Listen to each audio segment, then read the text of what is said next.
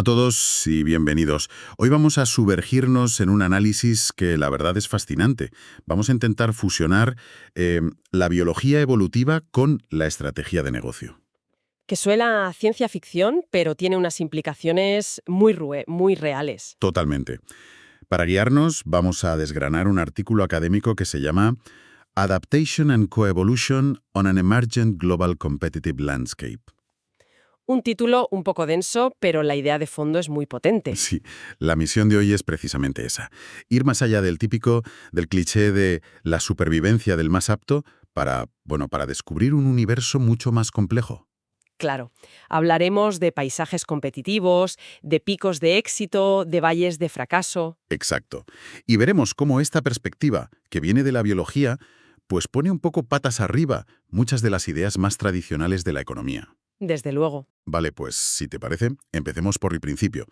Porque esta idea de aplicar la evolución a la economía, no es nueva. No, para nada. Lleva décadas ahí. Pero el artículo arranca con una crítica muy directa. Dice que casi siempre lo hemos hecho mal. Usamos esa frase, la supervivencia del más apto, como si fuera la ley de la selva del mercado. Y lo más curioso es que, como bien señala el texto, esa frase ni siquiera es de Darwin. Ahí está. Es del filósofo Herbert Spencer. Exacto. Y esa confusión inicial es solo, digamos, la punta del iceberg. El problema de fondo que plantea el texto es que esa metáfora es muy débil.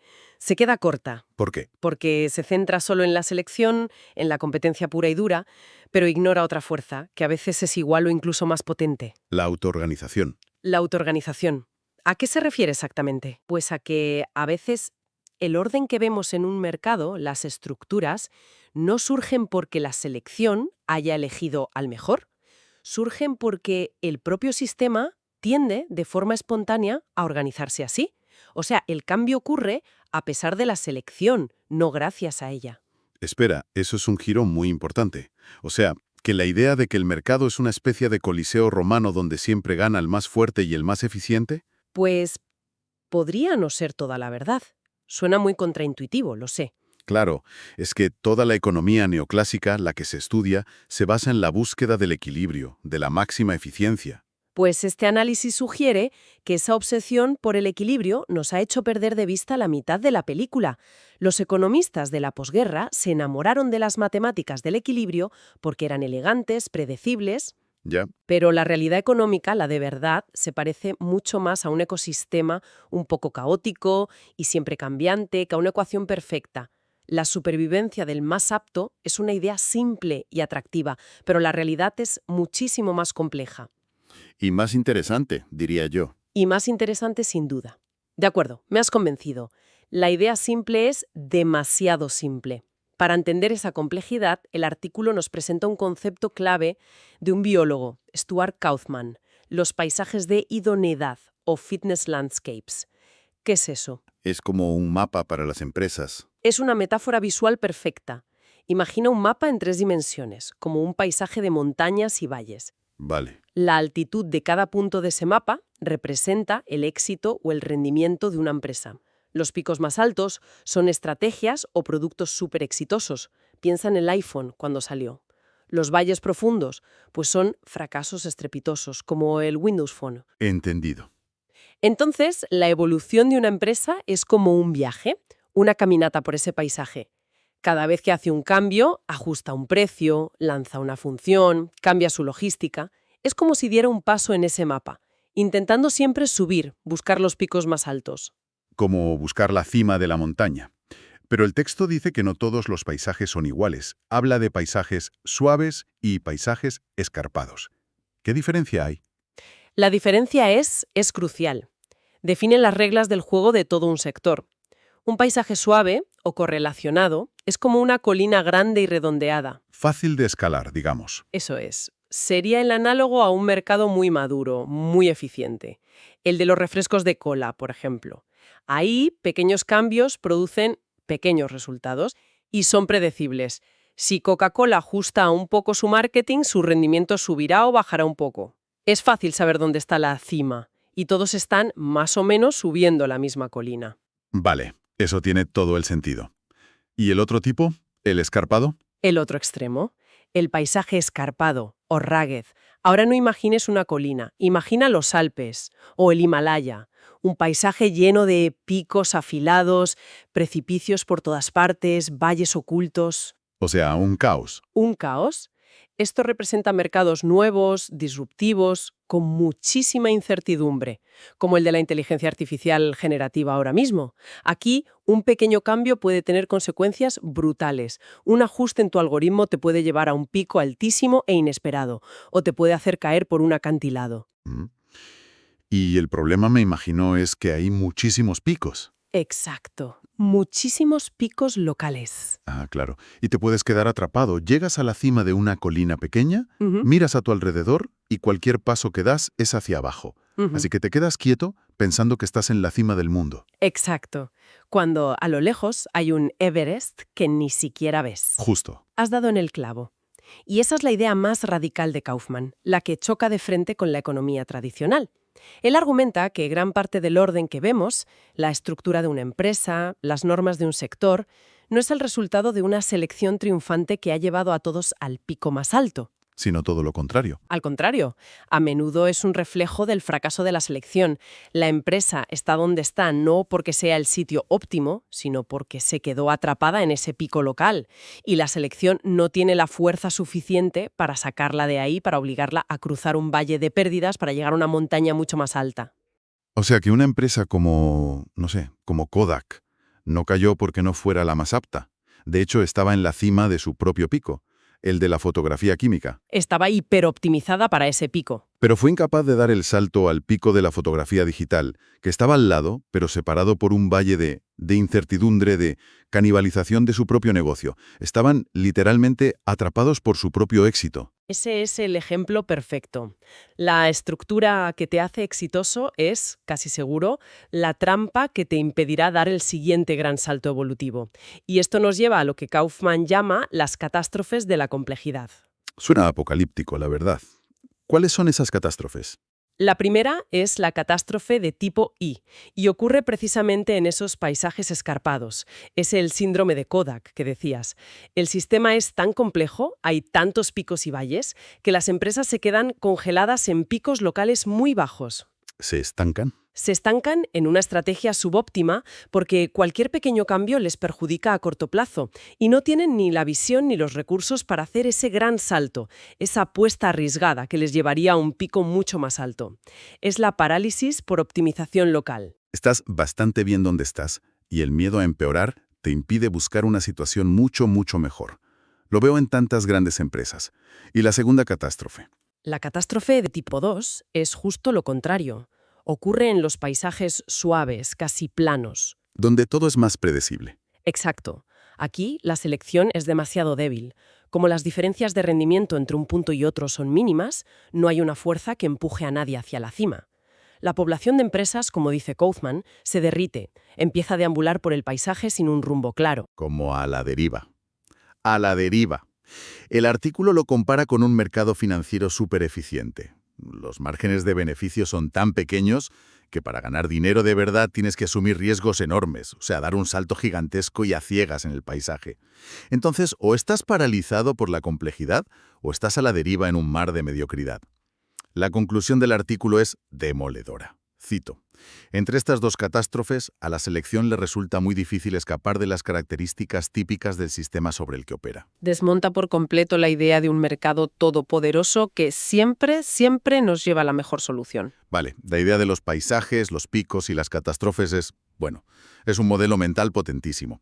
Pero seamos un poco críticos, no se queda todo en una bonita metáfora. Es una buena pregunta. O sea, ¿cómo puede una empresa saber si está en un pico local o si su paisaje es suave o es escarpado?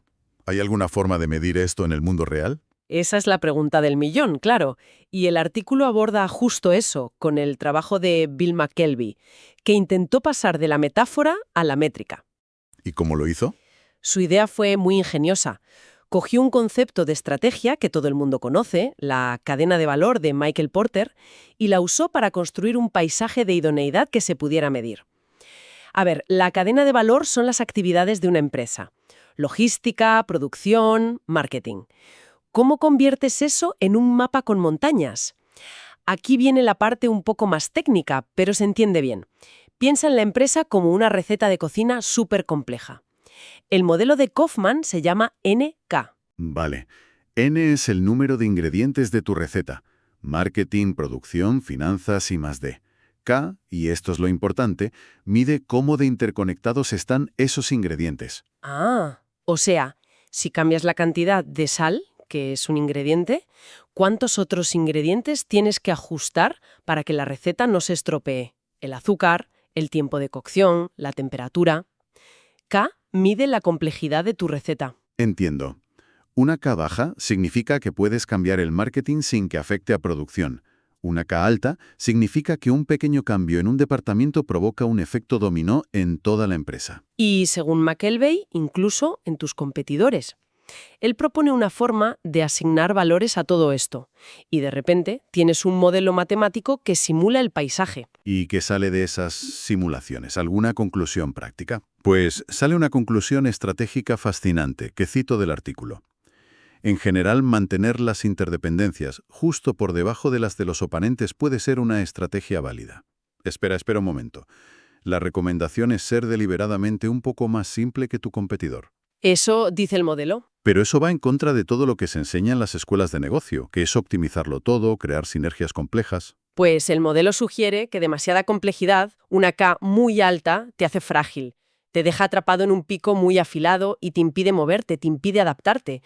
Ser un poco más simple, un poco más modular, te da la flexibilidad para navegar mejor por un paisaje que cambia constantemente. Es una conclusión totalmente contraintuitiva, sí. Pero vuelvo a mi escepticismo. A ver, en la práctica una empresa no puede sentarse a calcular su N y su K con precisión para tomar una decisión. No, claro que no. Entonces, ¿de qué nos sirve? No volvemos a la casilla de la metáfora. Es una crítica muy válida, y el propio artículo lo reconoce. Calcular esos valores con exactitud es un desafío monumental. ¿Cómo mides numéricamente la interdependencia entre tu departamento de I+D y la logística de tu rival? Es casi imposible. Entonces, pero su valor no está en ser una calculadora de decisiones, está en ser una herramienta para pensar. Obliga a un director general a hacerse preguntas distintas. Preguntas como, ¿somos demasiado complejos? ¿Un cambio en un área desestabiliza todo el negocio? ¿Nuestra estructura nos está haciendo ágiles o nos está anclando a nuestro éxito pasado? Cambia la naturaleza de las preguntas estratégicas que te haces. De acuerdo, lo compro como herramienta de pensamiento. Si medir una empresa entera es tan difícil, quizá el artículo nos da un ejemplo más acotado. Y sí, lo hace.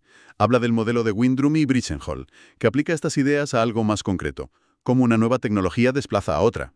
Sí, este modelo es fascinante porque lo que hace es crear un pequeño mundo artificial, una simulación con agentes, consumidores y empresas que interactúan y coevolucionan. Una especie de laboratorio. Exacto.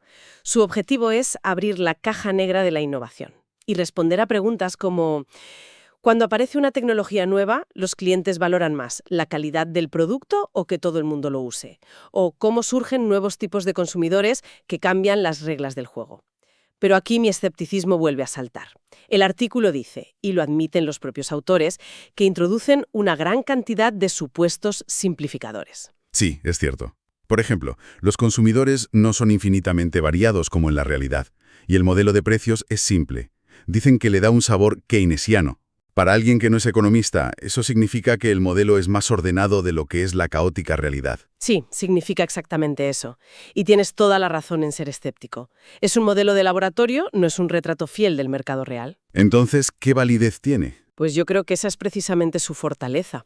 Al eliminar todo el ruido del mercado, las crisis económicas, las modas, los eventos impredecibles, pueden aislar y observar el proceso puro de la innovación y la sustitución tecnológica. Es como un biólogo que estudia una célula en una placa de Petri en lugar de en medio de la selva. Justo. No es la realidad completa, pero te permite entender los mecanismos fundamentales que hay debajo. Vale, ¿y qué mecanismos descubren en su laboratorio? Descubren que hay dos formas, fundamentalmente distintas, en las que una tecnología nueva triunfa. La primera la llaman sustitución de tipo 1. Una nueva tecnología reemplaza a la antigua y la base de usuarios también es reemplazada. Dame un ejemplo. El que se me ocurre es el de la Enciclopedia Británica. Su público eran familias con un cierto nivel cultural, se vendía a domicilio. Fue sustituida por la Encarta de Microsoft en CD-ROM cuyo público era completamente nuevo. Familias que tenían su primer ordenador en casa. Cambió el producto y cambió el cliente. Entendido. Y me imagino que el segundo tipo es cuando el cliente se mantiene. Correcto. Es la sustitución de tipo 2. La nueva tecnología reemplaza a la antigua, pero es adoptada por la misma base de usuarios. Piensa en el paso del vinilo al CD y luego del CD al streaming de Spotify. Claro, los mismos amantes de la música. En gran medida, sí. El producto cambió radicalmente, pero el cliente principal no tanto. El modelo lo que muestra es que la estrategia para tener éxito es muy, muy diferente en cada uno de los dos casos. ¿Y qué determina que ocurra un tipo u otro? ¿Cuál es la clave para una empresa que quiere entrar en un mercado ya establecido? La conclusión del modelo es que todo depende de si eres capaz de romper la alianza que existe entre la empresa dominante y su base de clientes. Romper la alianza. Sí. Para lograrlo, tienes que generar muy rápido una combinación de diseño, calidad y precio que sea abrumadoramente mejor para un grupo de clientes específico, no para todo el mundo, solo para tu nicho objetivo.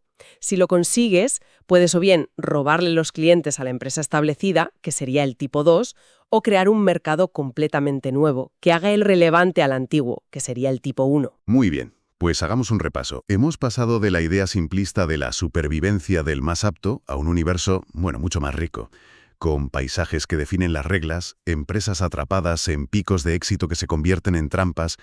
Ha sido un viaje denso. Sin duda. Si tuviera que resumir las grandes lecciones de todo este análisis, me quedaría con 3. A ver. Hay que dejar de pensar en las empresas y los mercados como si fueran máquinas en equilibrio y empezar a verlos como lo que son: sistemas adaptativos complejos. Ecosistemas. Vale. La primera. ¿La segunda? Que la selección no es omnipotente. Tiene límites. A veces, el orden surge solo, y muchas empresas están atrapadas en posiciones buenas, pero no necesariamente en las mejores posibles. Y la tercera lección, la más práctica, supongo. La tercera, y la más dura de aceptar para muchos directivos: en los mercados tecnológicos actuales, que son paisajes increíblemente turbulentos y escarpados, la jerarquía y la optimización rígida son una sentencia de muerte. Hay que ser flexible. Las organizaciones que sobreviven son más planas, más flexibles, casi modulares. Tienen que ser capaces de adaptarse muy rápido para no quedarse atrapadas en su pequeño pico local mientras un competidor descubre un continente entero en otra parte del mapa. Para terminar, me gustaría lanzar una idea final, algo que se menciona casi de pasada en el apéndice del artículo. Un investigador, Jonathan Bosch-Post, cuenta que en los años 70 experimentó con algoritmos genéticos donde la evolución funcionaba, digamos, a 2 niveles. ¿Cómo es eso? No solo evolucionaban las soluciones a un problema, también evolucionaban los propios parámetros de la evolución. Por ejemplo, la velocidad a la que mutaban las soluciones. Eran genes que controlaban cómo evolucionaban otros genes. Una evolución de la propia evolución. Exacto. Y esto me lleva a una pregunta para reflexionar. ¿Y si la ventaja competitiva definitiva para una organización no es solo tener una buena estrategia? O un buen mapa del paisaje. ¿Y si la clave es desarrollar la capacidad de evolucionar la forma en que creas tus propias estrategias? Interesante. Quizás el verdadero juego no consiste solo en adaptar tu producto, consiste en adaptar constantemente la propia máquina de adaptación de tu empresa. No se trata solo de tener el mejor coche para explorar el paisaje, sino de tener un coche que sea capaz de cambiar su propio motor mientras está en marcha. Una idea muy potente para cerrar. Con esa idea vertiginosa nos despedimos. Gracias por habernos acompañado en esta exploración. Gracias a todos. Hasta la próxima.